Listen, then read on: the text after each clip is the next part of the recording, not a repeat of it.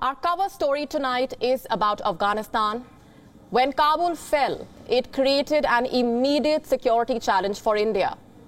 The rise of the Taliban would give a safe sanctuary to terror groups. We had told you about this.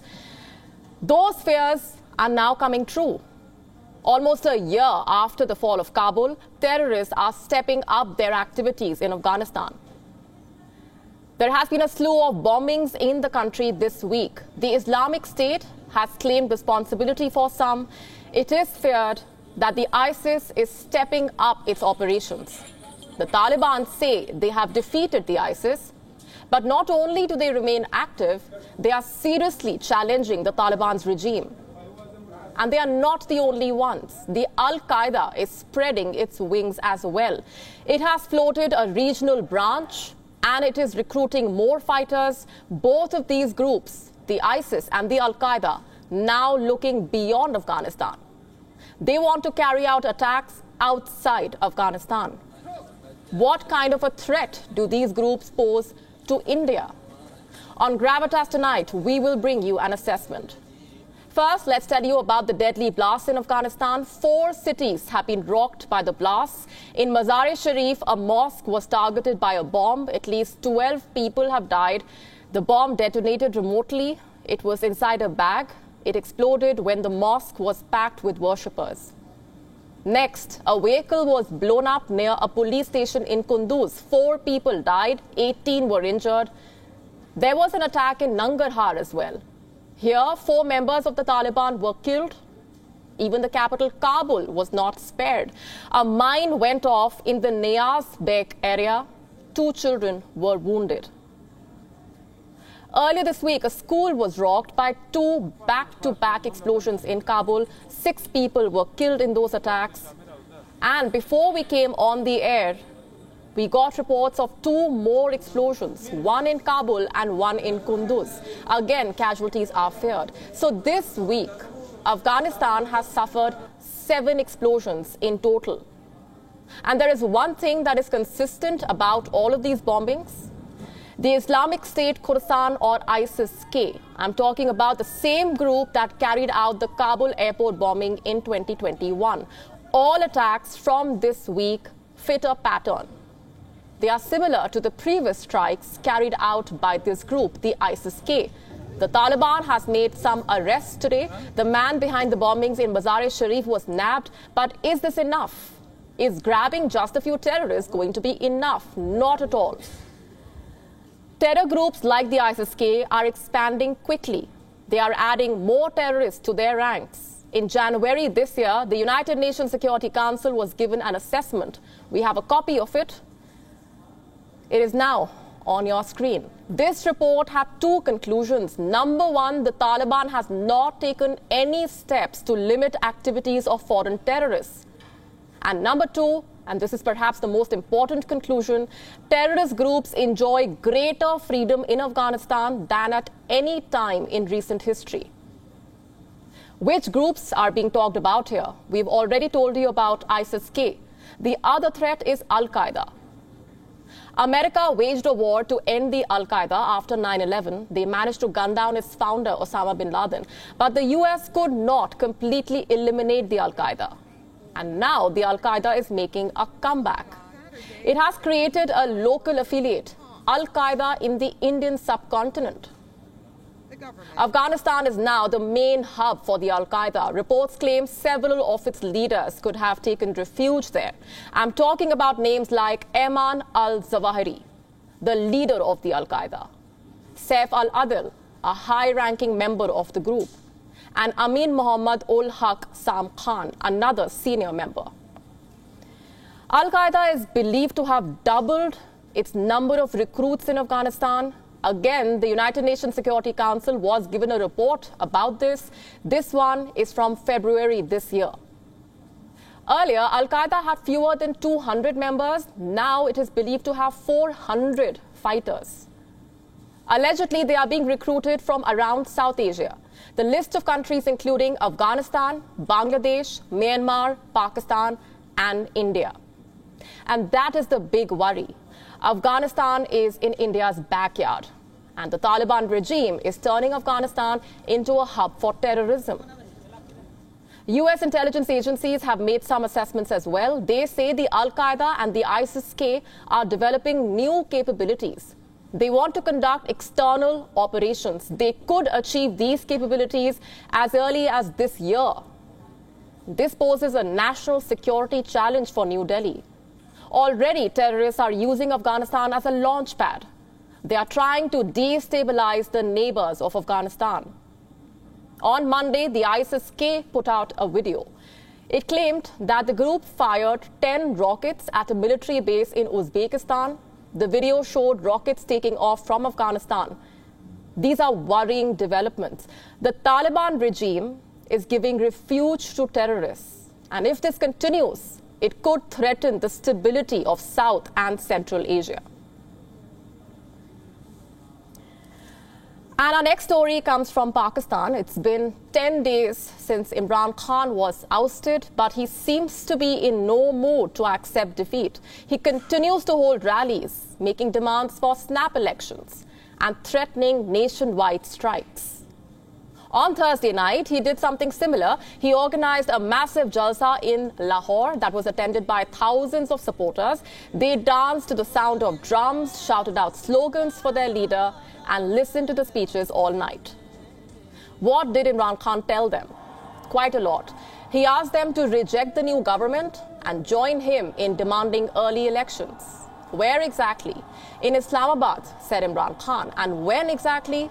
He told the people to wait for his call. Listen to this. आपने सबने तैयारी करनी है, गली गली मोहल्ले मोहल्ले शहरों में गांव में आपने सबने तैयारी करनी है, आज से शुरू करनी है। आपने मेरी कॉल की इंतजार करनी है जब मैं आप सबको Islamabad बुलाऊंगा।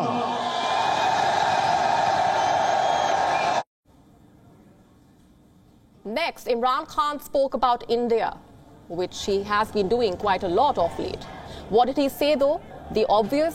He praised India for maintaining an independent foreign policy. Take a look. Hindustan जो अमेरिका का करीबी एलाई है, स्ट्रेटेजिक एलाई है, वो तेल मंगवा रहा है रूस से। उसको अमेरिका ने कहा कि ना तेल खरीदो, उसने आगे से सीधा जवाब दिया अमेरिका को कि हम अपने लोगों के मफादात के लिए फैसले करते हैं। यानी कि हिंदुस्तान की फॉरेन पॉलिसी उनके लोगों के मफादात के लिए और हमारी फॉरेन पॉलिसी किसी और कौम की मफादात के लिए, यह भी पसंद नहीं आई बात। Interestingly, more like habitually, Imran Khan also spoke about Osama bin Laden, the 9/11 mastermind. You know what he said about him? He said bin Laden's killing was embarrassing, that America entered Pakistan and killed him, and the Pakistani leadership did not even protest. You have to listen to this. हमें कुर्बान किया गया किसी की खातिर और हमें दुनिया में जिल्लत मिली। उसामा बिन लादेन को पाकिस्तान में आके इन्होंने खत्म किया। कोई 3 दिन कोई बोला नहीं। प्रेसिडेंट ओबामा अपनी किताब में लिखता है कि मुझे बड़ा खौफ था कि मैं सदर जरदारी को जब टेलीफोन करूंगा वो बड़ी मुजम्मत करेगा कि तुमने हमारे मुल्क में आके ये किया क्या। कहता जब 3 दिन के बाद मैंने जरदारी को टेलीफोन किया तो कहता मुझे मुबारक देनी शुरू कर दी उसने।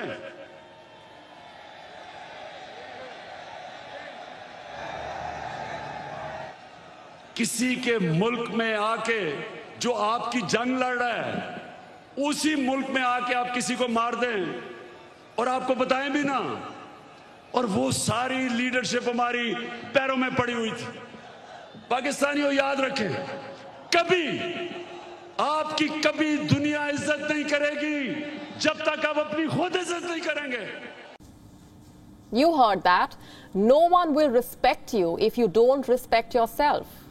Now that is a bit rich coming from Imran Khan, given how he was recently seen posing with a lawmaker from the same country who he says humiliated Pakistan, the same country who he says hatched a conspiracy to oust him. I'm talking about US Congresswoman Ilhan Omar. She was in Islamabad recently and met Imran Khan at his residence. They even posed for photographs. For the record, Imran Khan has been saying that any Pakistani minister who meets US officials is a traitor. Well, what does this make him then? In the eyes of the new Pakistani government, he's already one, a traitor who looted the country. I don't say this without reason. Maryam Aurangzeb, the new information minister of Pakistan, has leveled some serious charges against him. She has called him her thief who ran a business while sitting on the Prime Minister's chair. What sort of business? Selling precious items from Pakistan's treasure house, or should I say Toshkhana, as the Pakistanis call it. This is a place where gifts received by heads of states or prime ministers are kept. India also has one, a Toshkhana. It is managed by the Ministry of External Affairs. Every gift given to India during an official visit of a foreign dignitary is kept here. And to ensure transparency, every quarter, a list disclosing all the deposited gifts is uploaded on the Ministry of External Affairs website. This clearly is not the case in Pakistan. The PMLN says under Imran Khan's tenure, Pakistan's Toshkhana has been wiped clean, that most of the gifts have been discreetly sold or auctioned.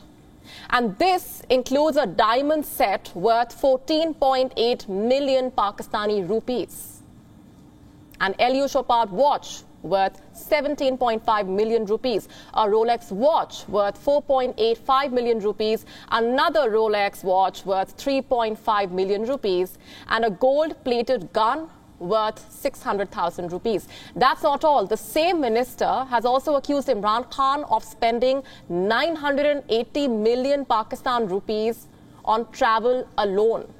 She says Imran Khan spent this money on traveling back and forth from his Banigala residence to the Prime Minister's office via a state-owned helicopter. She has even given a detailed breakdown. From August to December 2018, 37.9 million rupees was spent for 289 flying hours. In 2019, 131.9 million rupees was spent on 742 flying hours. In 2020, 143.6 million rupees was spent on 729 flying hours. And in 2021, 123.8 million rupees spent on more than 800 flying hours. The PMLN says all this money could have been used for Pakistan's development. Listen to this. Toshakhana ये होता है कि आपने बैतुल माल में डाका डाला।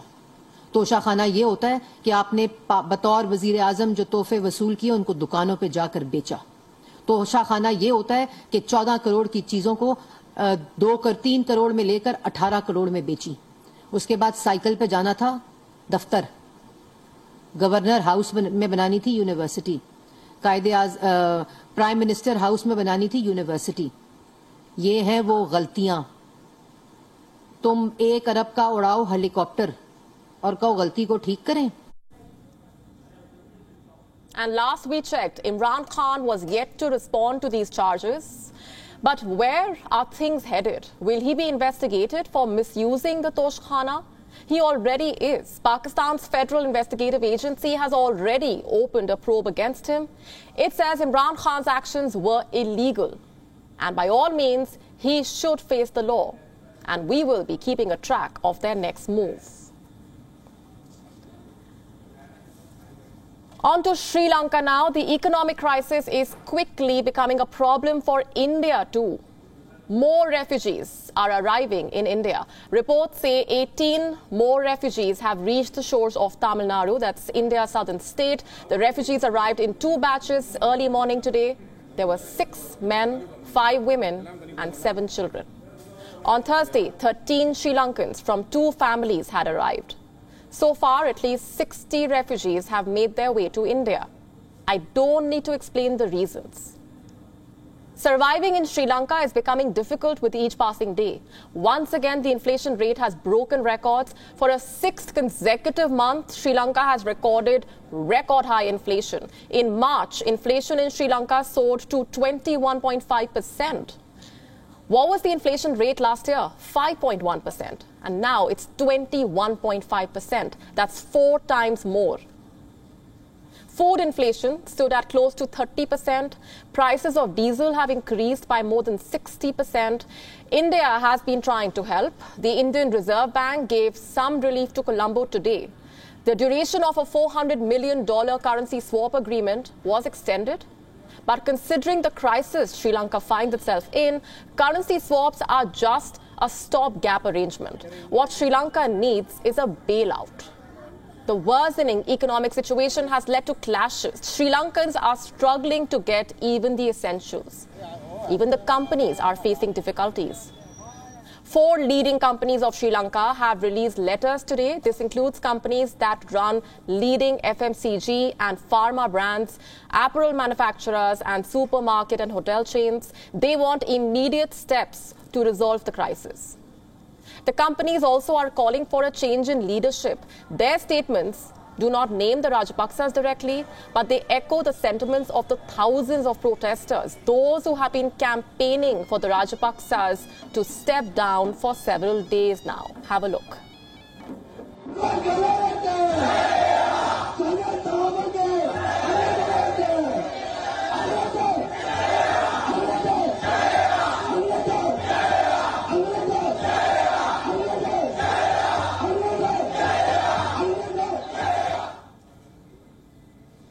The Rajapaksas are steadily losing support from all sections of the Sri Lankan society. Already a minister has quit from the new cabinet. Media Minister Dr. Nalaka Godaheva handed over his resignation 2 days ago. He says he wants to make way for an interim government with greater political stability, but President Gotabaya Rajapaksa has yet to accept his resignation. Earlier this week, a civil society group demanded that the Rajapaksas must step down. Prominent lawyers, academics and doctors are a part of this group. In fact, doctors and health workers are now hitting the streets. They are warning about an impending health crisis. Sri Lanka is quickly running out of essential drugs. Reports say 70 vital drugs are now in short supply. Doctors say if the supplies are not replenished in time, they could lose their patients. Right now, we are worried about emerging drug shortage, right, of essential drugs. At the moment, of course, we are doing it low stocks, and we are worried about patient safety in the future. From this week, we are trying our level best to curtail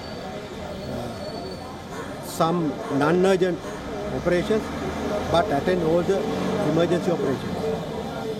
And we are hoping that there will be some supplies coming from our friends in India and other countries, which will ease things out. But I think we are in a very serious situation, so we will have to be very, very careful. This is a dangerous situation. Only an IMF bailout can restore these supplies. So what's happening on that front? Hectic talks are underway in Washington. Yesterday, the IMF gave a commitment to the Sri Lankan delegation. It said it is willing to work with Colombo to map a pathway and help Sri Lanka recover. If one has to read between the lines, the International Monetary Fund could bail out Sri Lanka, but a lot more work still needs to be done.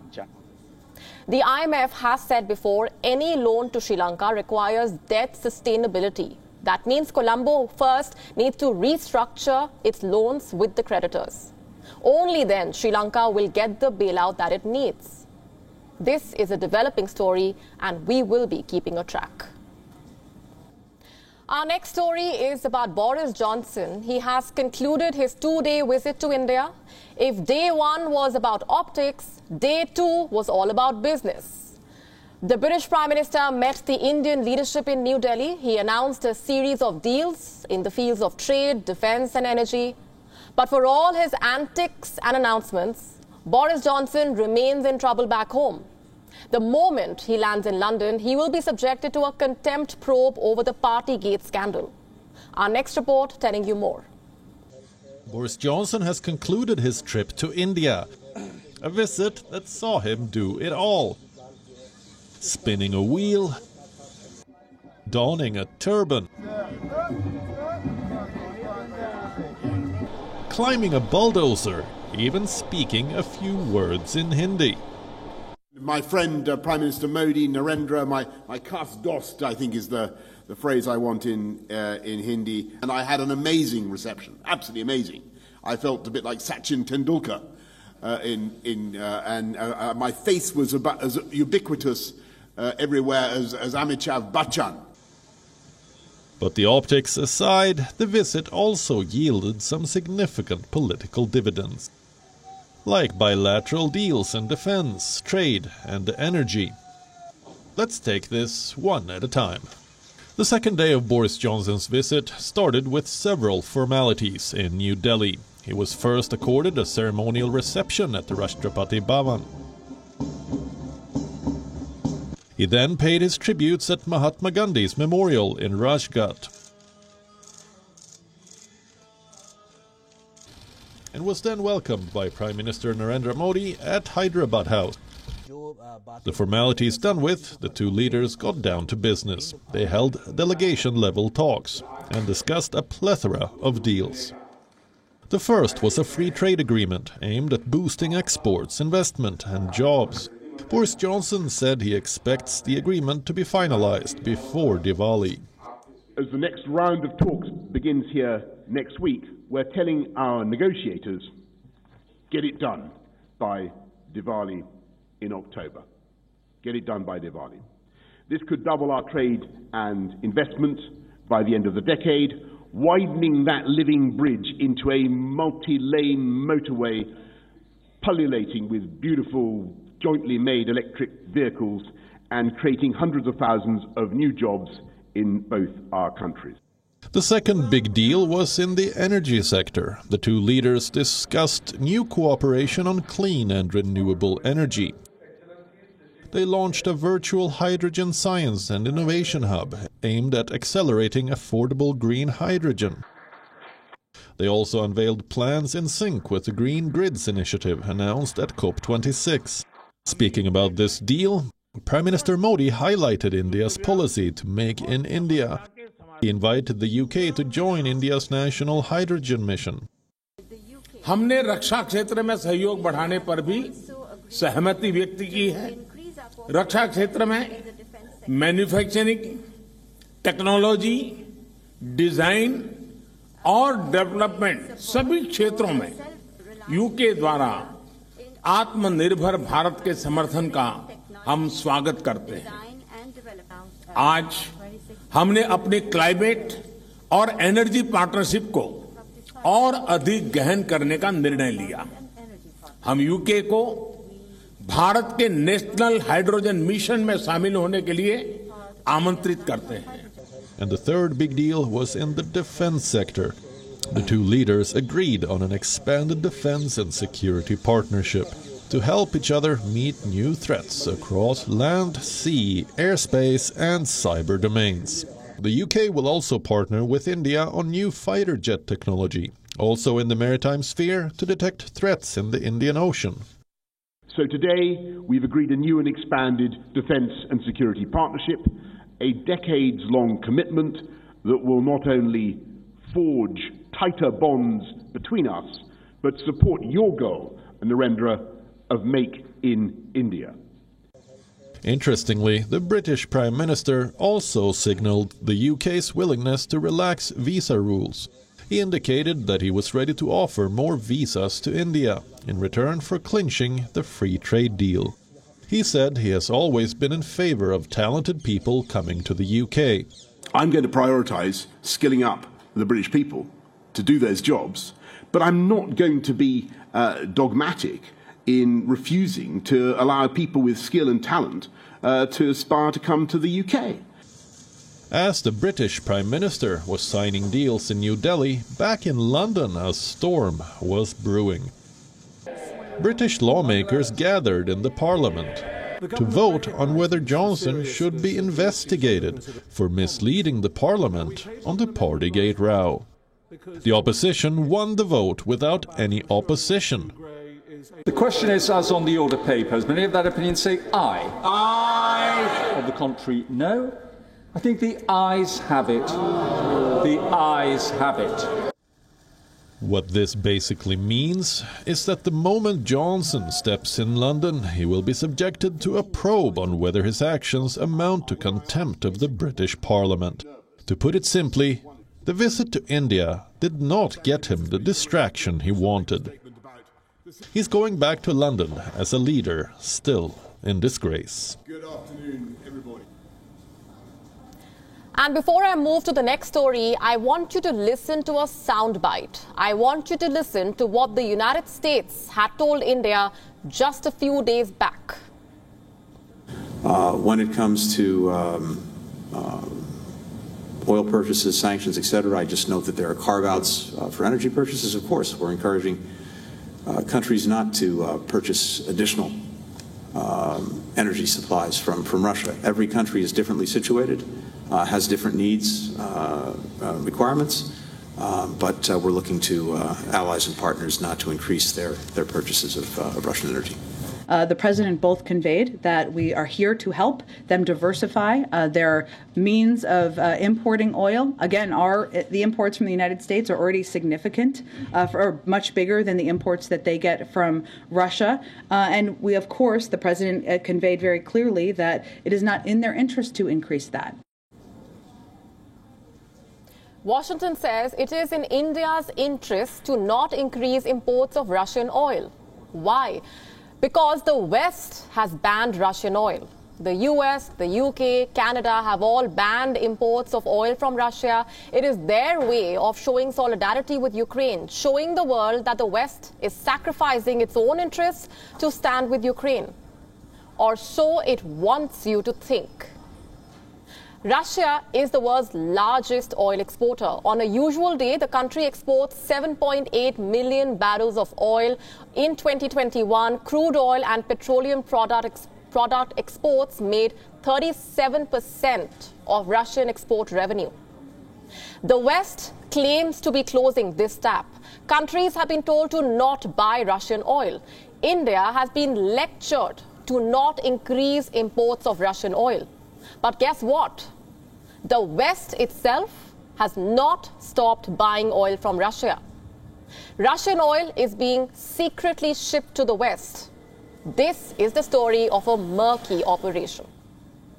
If you head to any Russian port today, you would find oil tankers marked destination unknown. In other words, no one knows where these oil tankers are going. Once they set sail, these tankers turn off their tracking systems, so there is no way to figure out their route or their destination. Reports say that Russian oil tankers have been disappearing from the tracking system. One investigation found that during the week of March 12th, there were 33 such incidents of Russian tankers disappearing from the radar. Why? Because these tankers were secretly delivering oil. Were these tankers headed to Europe? The continent is the biggest buyer of Russian oil. It imports 3.8 million barrels of Russian oil every day. Europe pays Russia $850 million every day for energy, $450 million for oil, $400 million for gas. These are pre-war numbers. When Russia invaded Ukraine, Europe came together to condemn the Kremlin. European leaders said they will reverse energy dependence on Russia. Listen in to the German Chancellor Olaf Scholz. We are actively working to get independent from the import of oil, and we think that we will be able to make it during this year. Earlier this month, over 11 million barrels of oil were loaded into tankers tagged destination unknown. This murky trend corresponds with an increase of Russian oil exports to Europe. When the war broke out, Russian oil imports to Europe fell to 1.3 million barrels. It now stands at 1.6 million barrels a day. The increase is hardly surprising. You see, Europe needs Russian oil. Without it, European trucks and farm equipment will come to a standstill. 32% of the EU's energy comes from oil and 27% of the bloc's oil comes from Russia. Can Europe not import from West Asia or the United States instead? On paper, yes. In practice, not yet. Europe's oil infrastructure is designed for oil flow from east to west, not the other way around. And there is another problem. Certain European refineries are designed to use Russian oil. If you pour crude from Saudi Arabia or America into them, these refineries will become less efficient. In other words, Europe cannot afford to boycott Russian oil. It also cannot afford to openly buy Russian oil because then it would be seen as funding the Russian war machinery. Even worse, betraying its NATO allies who have embargoed Russian oil. And this is where the destination unknown tag comes into play. These Russian tankers are ferrying oil to larger ships at sea. There, the Russian oil is mixed with other cargo. That way, Russian oil continues to flow into Western countries without the world taking notice. Reports say that Russian oil is being clandestinely loaded into ships heading to the Netherlands. In some markets, Russian oil has found new aliases. It is being called the Latvian blend or the Turkmenistani blend. Reports say barrels bound for Romania, Estonia, Greece and Bulgaria more than doubled in April. Shipments were also up for the Netherlands and Finland. Such is the West's desperation for Russian oil that it is being rebranded, secretly loaded with other cargo. Tankers are turning off transponders. They are breaking international law just so that the West can continue to fuel its development with Russian oil. And yet, somehow, the West thinks it has the locus standi to lecture India on its imports. Heights of hypocrisy, we say. And talking about Russia, Moscow has a new territorial dispute to deal with. It's over 70 years old and it's about 4 islands. During the Second World War, the Soviet Union took control of them. Japan says these 4 islands belong to them. What is the backstory? Our next report gets you the details. It's a dispute that has been lingering since the days of World War II. Now it has erupted again. Japan says Russia has illegally occupied 4 disputed islands, and now Tokyo wants them back. These are the islands that Japan is talking about. Tokyo calls them Northern Territories, while Moscow refers to them as the Kuril Islands. The entire chain of islands is not disputed. Japan and Russia are fighting over just 4 of them. The erstwhile Soviet Union took control of them in the last days of World War II, and over the years, several attempts have been made to resolve the dispute. The 2 sides came close to a peace treaty, just not close enough. The negotiations to end the conflict began in 1956. From 2017 to 2019, Japan's then Prime Minister Shinzo Abe held several rounds of discussions with Russian President Vladimir Putin. Abe was eager for a resolution. Even 73 years after the war, the issue of the Northern Territories has not been solved, and no peace treaty has been signed between Japan and Russia. I have to say it is abnormal. It is not easy to resolve an issue that has remained unresolved for 73 years after the war, but we have to do it. Both leaders even had a breakthrough. Japan and Russia were making plans to jointly develop the disputed islands, but in March this year, the talks got derailed. The reason was Russia's invasion of Ukraine. Following the West's call to action, Japan slapped economic sanctions on Russia.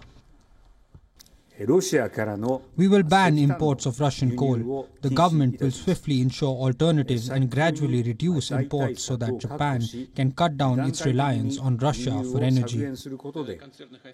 The Japanese ban didn't go down too well with Moscow. The Kremlin decided to withdraw from the peace treaty talks, a tit-for-tat move in response to Tokyo's sanctions. Russia took more actions. It ended visa-free travel privileges for the Japanese. The plans to jointly develop the islands are dead now. Considering the hostilities, Moscow is unlikely to return to the negotiating table anytime soon. Obviously, now that Japan has become an unfriendly country and has joined a whole range of hostile actions against the Russian Federation, of course, it's very, very difficult to talk about continuing the negotiation process. All 4 islands are an integral part of the Russian Federation.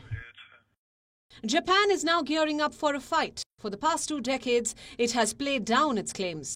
Russia's invasion of Ukraine has now reignited the battle for the islands.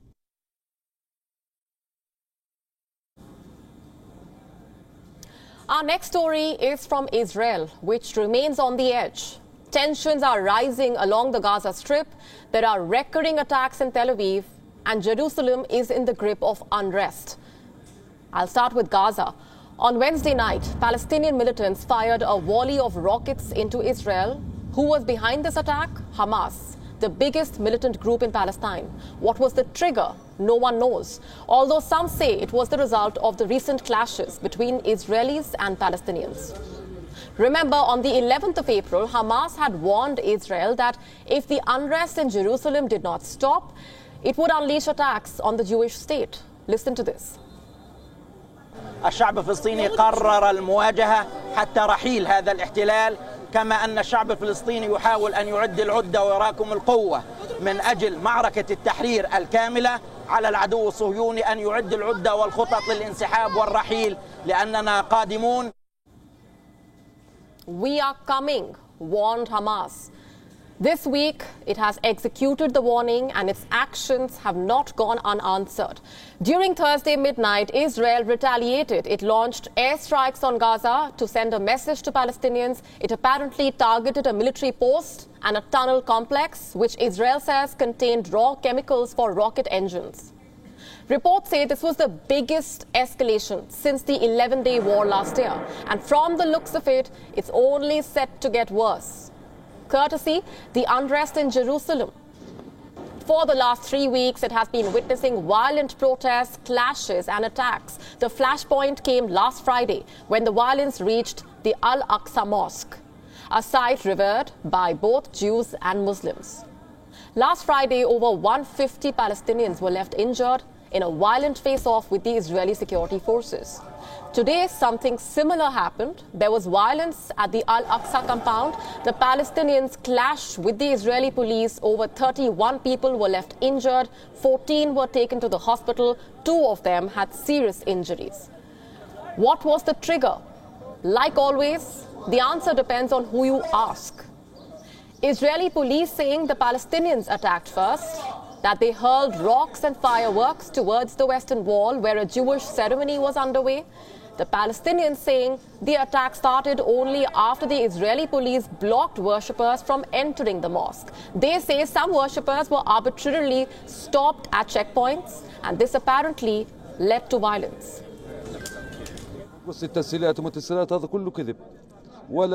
There is no ease. It's a lie. There is no ease. They only announced in media outlets, but in reality they banned women and elderly people because they don't have permits.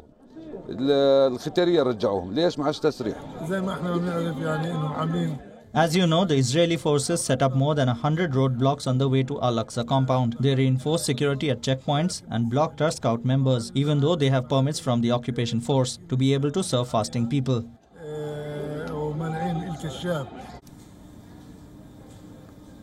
So where are things headed? It's tough to say.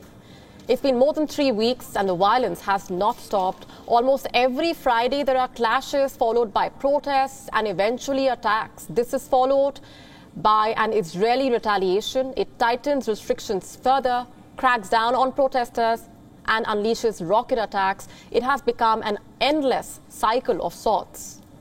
The United Nations has issued a statement. It says it is deeply concerned with the developments, that if tensions are not resolved in the days ahead, the situation could spiral out of control. The Prime Minister of Israel says he is trying his best to defuse tensions. In fact, in a recent interview, he went on to state that when Palestinians don't attack, Israel has no issues with them. The Palestinians say such statements are hogwash, that Israel's actions speak otherwise. They accuse Israel of trying to curb their religious freedom. They complain about unwarranted restrictions on them during Ramzan and call Israel's security checks draconian. So getting back to the question, where are things headed? From the looks of it, the situation seems similar to 2021. Around the same time last year, the tensions erupted and led to an all-out confrontation. Going by how the situation is getting worse this time as well, we might just see a rerun of 2021. And with that, we are almost at the end of this week. Do you have plans for the weekend? Are you planning to stay home or will you be venturing out? For the longest time, our weekends have been dictated by FOMO. You know, the fear of missing out, doing something just because someone else is doing it. You may be sitting at home reading a book, sipping on coffee, you have lit a nice candle and you are having a perfect evening. But then you pick up your phone, you open Instagram, and someone you know is out clubbing. She has posted 10 stories about all the fun that she's having, the music, the dancing, the food, the people. Another friend of yours has posted stories from his weekend trip. He is out at some exotic resort, taking a swim at some fancy infinity pool, and bam, your mood suddenly changes. You feel you are missing out on so much fun. You are missing out on life. Your perfect evening turns sad. You feel like your life is not happening enough or exciting enough. 2 minutes ago, you were just fine, but now you are anxious, you are sad. You may end up stepping out, even though you never planned to do so. Or you may curl up in self-pity. This is called the fear of missing out, FOMO. It's almost always triggered by the internet, by what we see online. And guess what? FOMO is real. It began as a millennial lingo for missing out on date nights with friends, perhaps because you were sick or loaded with work. But today, FOMO has become a real problem. It is taking a toll on your satisfaction with life. Those with higher levels of FOMO are reporting lower levels of self-esteem. What's more, this fear of missing out does not go away easily. It turns into a vicious cycle.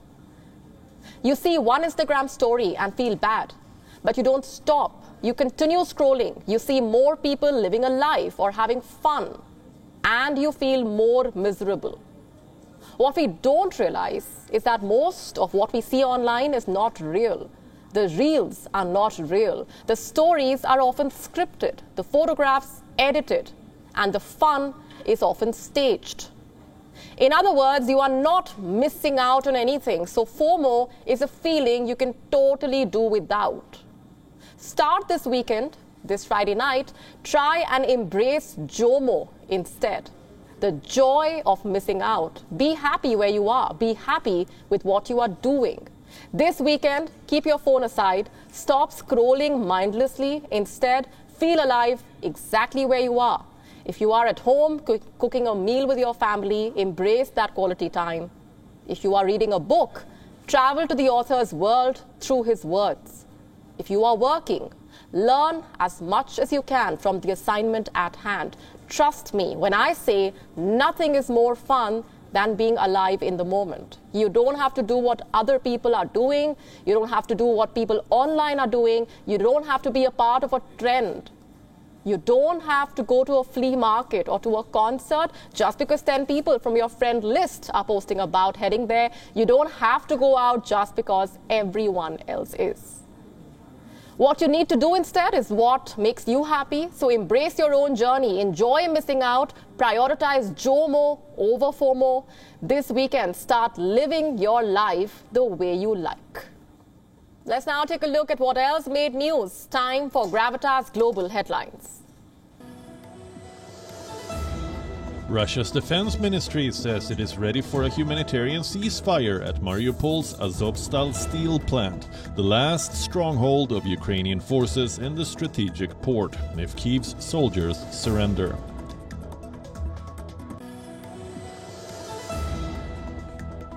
European Council President Charles Michel has said he urged Russian President Vladimir Putin in a phone call to allow humanitarian access to the besieged Ukrainian city of Mariupol during Orthodox Easter. US officials have landed in the Solomon Islands to discuss concerns over the security pact signed with China. The US delegation is led by Kurt Campbell, who is the National Security Council Indo-Pacific coordinator. French prosecutors have issued an international arrest warrant for disgraced auto tycoon Carlos Ghosn, who fled Japan in 2019 for Lebanon. Nanterre prosecutor's office in France said that the arrest warrant for the former head of Nissan and Renault is among 5 issued by them. In a rare gesture, North Korean leader Kim Jong-un and South Korea's outgoing president Moon Jae-in exchanged friendly letters, in which the South Korean leader said the era of confrontation should be overcome with dialogue. French leader Emmanuel Macron and far-right rival Marine Le Pen are making a final push for votes in France's working-class heartlands after a pre-election debate in which Macron is said to have emerged on top.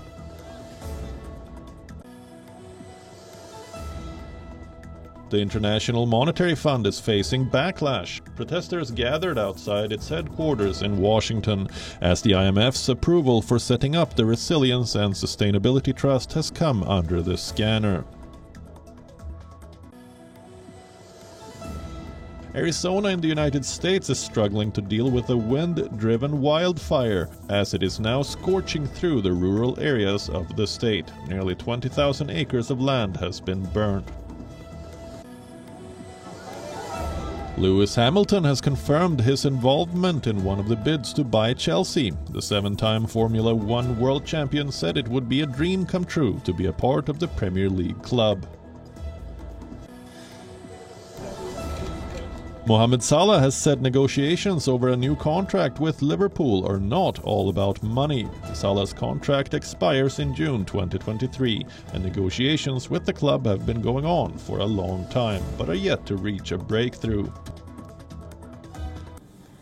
So that was an almost hour-long show without even a mention of Earth Day.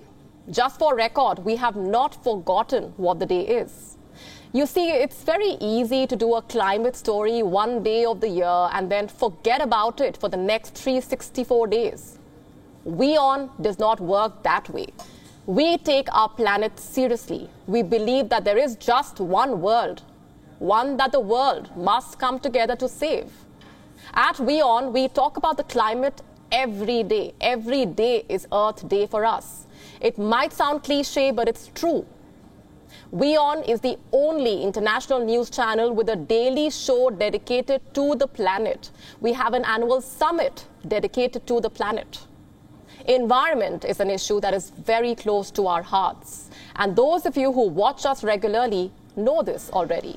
We don't need a specific day on the calendar to remind you that our globe is warming up. We do that diligently every day. We tell our viewers across almost 200 countries every day that we have just one planet and we must save it. We must mark Earth Day every day. On that note, I'll leave you with Gravitas Images. Thanks very much for watching.